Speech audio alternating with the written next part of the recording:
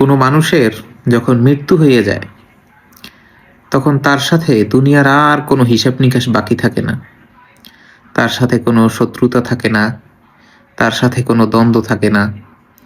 কিন্তু আজকে আমাদের দেশনেত্রী বেগম খালেদা জিয়ার মৃত্যুর সংবাদ পাওয়ার পর থেকে ফেসবুকে কিছু মানুষের পোস্ট, কিছু মানুষের কমেন্ট দেখা মানে অবাক না হইয়া পারি না।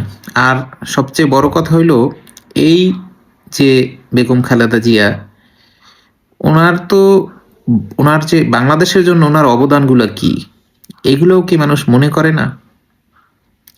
কতটা ত্যাগ সে স্বীকার করছে বাংলাদেশের জন্য। কিন্তু মানে কিছু মানুষ, কিছু অকৃতজ্ঞ মানুষের বিভিন্ন ধরনের কমেন্ট, বিভিন্ন ধরনের পোস্ট দেখা আমি আসলেই এমনিতেই তো ভারাক্রান্ত।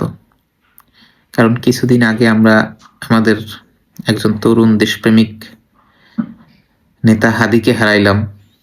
এখন আবার বাংলাদেশের প্রবীণ একজন রাজনীতিবিদ দেশনেত্রী বেগম খালেদা জিয়াকে হারাইলাম।